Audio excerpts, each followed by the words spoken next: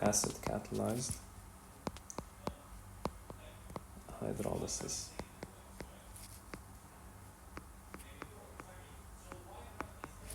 Okay, so when it comes to acid catalyzed hydrolysis, let's say we have this ester. Obviously, we're going to add an acid. Okay, so it's H2O and H3O plus. Now, how does this mechanism occur? It's quite simple. First of all, you will need a nucleophile to attack the H3O plus, and the nucleophile in question is going to be this oxygen right here. So we're going to take one of the H's, and the bond will go back to oxygen and complete the octet, which would mean we will have something that will look like this. This oxygen is going to have an extra bond, which means that it will have a plus sign, and you are going to have water in the solution right now instead of H3O plus. This water is going to attack the carbon of the carbonyl, and the reason we do this is because we are expecting to have products which are the following: a carboxylic acid with an alcohol, these specific two to be exact. So this is what's going to happen first. You are going to have something that looks like this. This is the H, and this is O, H, and a plus. Right now, you're very close to producing this alcohol. So in order to do that, I can either cleave this. Here's the issue. I can either cleave this, and you're going to get O minus, and you're going to have a carbocation here. Then this minus is going to attack one of the H's, and you're going to get the carboxylic acid. But instead of doing that, and to prevent the formation of the carbocation, instead of doing that, we should do something else. So instead of cleaving the alcohol first, the alkoxide to be exact, we are going to first of all transfer one of the hydrogen atoms, and this will be referred to as a proton transfer. We're going to transfer one of the hydrogen atoms, and you're going to have something that looks like this.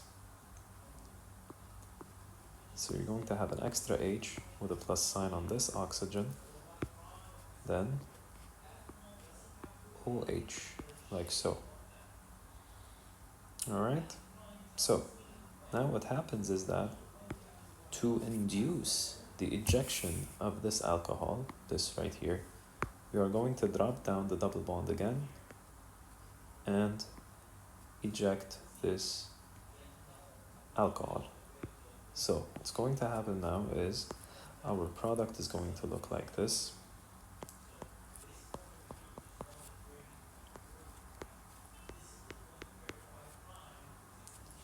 Oh, without this one, sorry about that. Okay, so we almost have our carboxylic acid, and we need the plus sign here. We need the plus sign. And we have our alcohol. Now, how do we get our carboxylic acid? It's very, very, very easy. If you remember, we have water in solution right now, and we need to regenerate the catalyst. So how do we do that? We get this water molecule, the one that we produced at the beginning of the reaction, okay?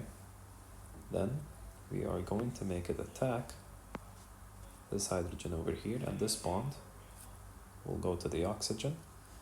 Finally, you will have something that looks like this. Very simple, very easy. Now, when it comes to the base catalyzed hydrolysis, I would say it's even easier. I'm going to use the same ester.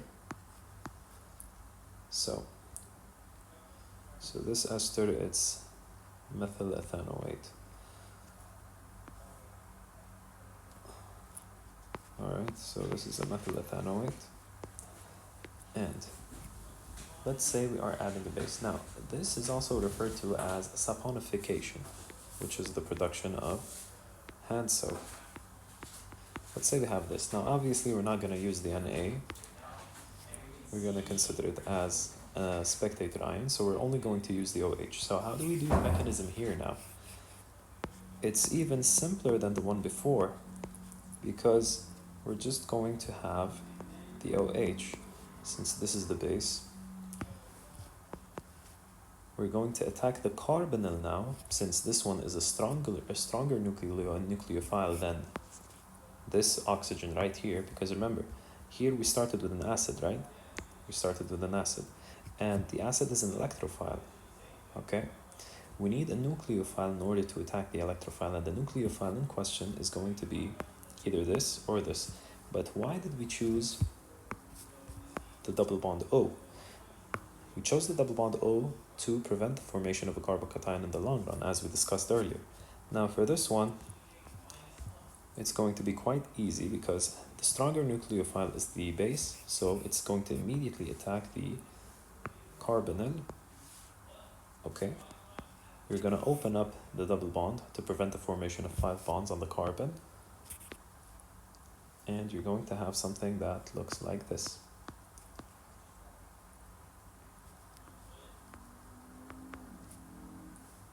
Let me make it in red.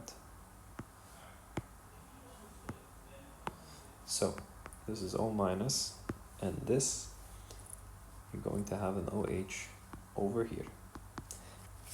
Okay, so what do we do right now? It's quite simple. We are going to regenerate the double bond because the expected products here are a bit different. The expected products are going to be a carboxylate ion and the alcohol. So this is called carboxylate.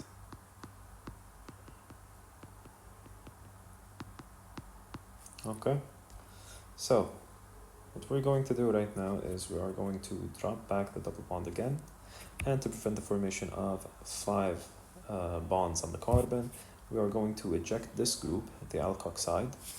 So you're going to have something that looks like this.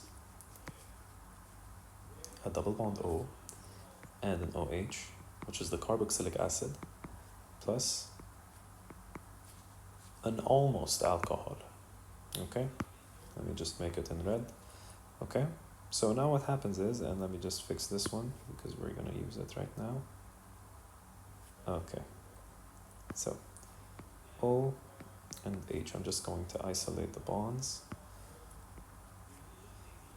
So we're very close to these two products, but what should we do right now? We should just attack the H, and that's it. That's the mechanism, easy as that. Super duper easy. Oh, sorry, I copied the same thing again. So it's O minus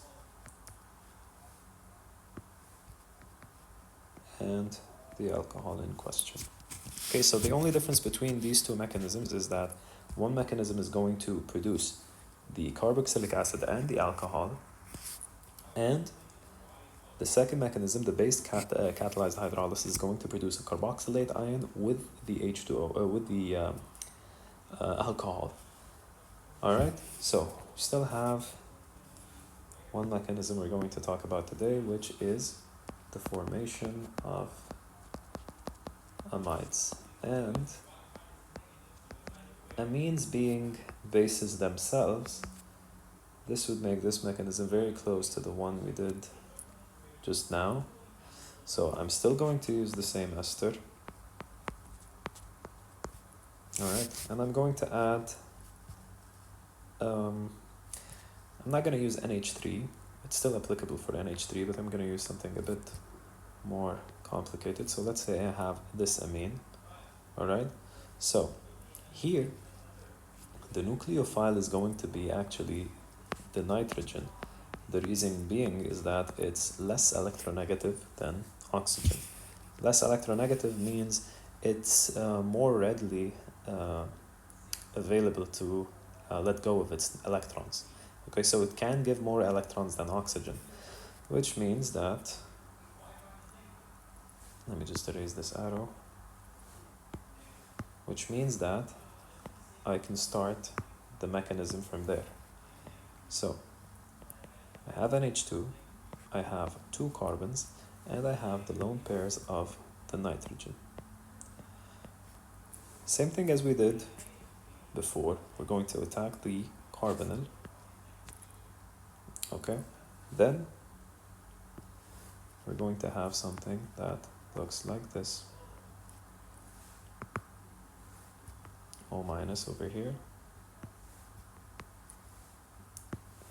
And we are going to have the O, and we are going to have NH2 with 2 carbons and a plus on the nitrogen. Plus on the nitrogen because it currently is making 4 bonds.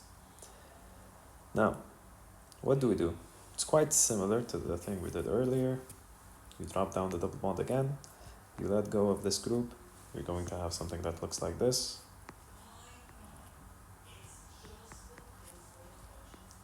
I'm going to do something like this with 2 carbons and with the plus sign.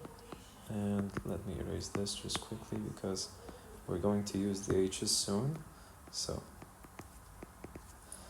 and now we have this in solution. So we have the alkoxide in solution. We are going to take one of the H's and the resulting bond is going to go back to nitrogen in order to complete the octet rule. And you will have something that looks like this.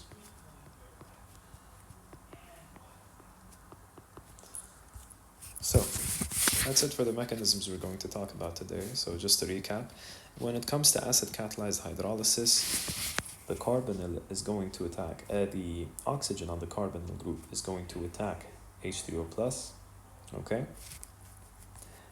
For the base catalyzed hydrolysis and for the formation of amides, it's almost the exact same mechanism. The only difference is that here we are going to start with OH, whereas here we are going to start the mechanism with an amine group. Okay, any amine group as long as it's not tertiary. Amine and never tertiary. The reason for that being is that if you have a tertiary amine like this, that's a tertiary amine, it doesn't have any hydrogens in order for the alkoxide to attack. Okay, so you need to have hydrogens on the amine for this mechanism to actually work. Okay?